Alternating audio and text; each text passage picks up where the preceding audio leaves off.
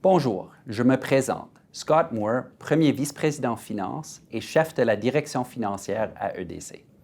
J'ai le plaisir de vous présenter nos résultats financiers pour 2023. Après d'excellents résultats financiers en 2022, les résultats de 2023 ont été en demi-teinte. En effet, EDC a enregistré un résultat net de 450 millions de dollars l'an dernier. Il était de 1,2 milliard en 2022.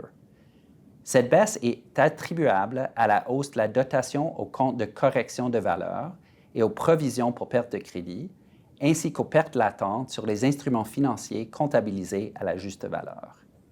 J'aimerais aborder 4 dimensions importantes de nos résultats. Premièrement, les solutions d'EDC ont permis de faciliter des activités de 131 milliards de dollars en 2023, soit 1 % de moins que l'année précédente. Cette baisse, qui s'explique par le recul de 5 % du volume de transactions facilitées au moyen de nos solutions d'assurance, est à mettre au compte au manque de vigueur du cours des produits de base.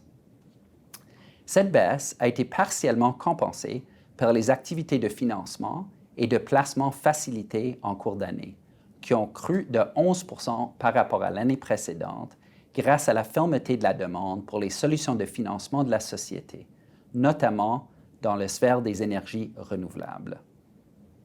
Dans ce contexte, nos prêts à la clôture de l'année ont augmenté de 9 % d'une année sur l'autre, passant de 54 milliards de dollars à la fin 2022 à 59 milliards de dollars à la fin 2023.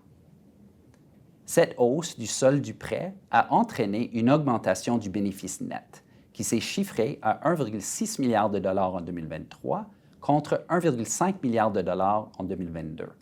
Nos provisions pour pertes sur prêt ont été plus élevées, la dotation aux provisions se chiffrant à 321 millions de dollars en 2023 contre 69 millions de dollars en 2022.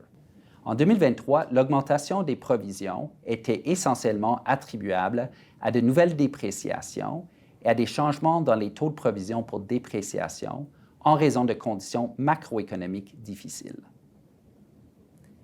Les gains dans notre portefeuille de placement ont diminué. Ils s'établissaient à 32 millions de dollars en 2023 contre 99 millions de dollars en 2022. En revanche, notre portefeuille de placement enregistre une croissance de 11 % pour atteindre un total de 3,1 millions de dollars à la fin de 2023 contre 2,8 milliards de dollars en 2022.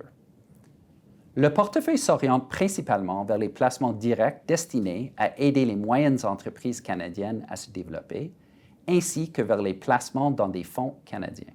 Le fait d'épauler le segment des moyennes entreprises nous permet, par le biais de nos solutions de placement, de combler une importante lacune présente dans l'écosystème financier du Canada. Nos charges administratives sont passées de 659 millions de dollars en 2022 à 684 millions en 2023. Cette augmentation est attribuable à des investissements s'échelonnant sur plusieurs années. Nous améliorons nos capacités à servir nos clients du segment des micros et des petites entreprises grâce à nos solutions en ligne et au concours de nos partenaires. Nous appuyons davantage le segment des moyennes entreprises et étendons notre présence sur les principaux marchés étrangers, en particulier dans la région de l'Indo-Pacifique. Nous continuons aussi à investir pour consolider nos fondements numériques et faire évoluer le niveau de maturité de nos programmes ESG. Notre ratio de productivité, soit la proportion de nos charges administratives par rapport à notre bénéfice net, est resté stable à 42 %. Il devrait légèrement monter en 2024, puis baisser progressivement à mesure que nous générons des retombées dans le cadre de nos investissements. En résumé, malgré un contexte commercial difficile en 2023, EDC affiche d'excellents résultats. Nous sommes déterminés à poursuivre la mise en œuvre de notre ambitieuse stratégie 2030 et à réaliser notre mandat de base, qui est d'aider les entreprises canadiennes à réussir sur les marchés mondiaux. Merci beaucoup.